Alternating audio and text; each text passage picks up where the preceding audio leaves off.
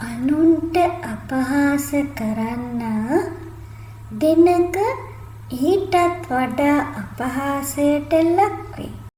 සෑමදේ తాවකාලිකයි සිතා සිතන්නට හැකිනම් අත්හැරෙන දේ අත්හරින්නට හිතට හයිය ලැබේ.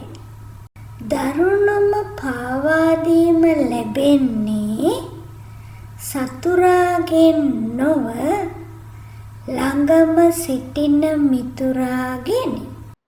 අමනාපකම් හිතේ තබා ගැනීමට තරම් ජීවිතය දිගු නැත.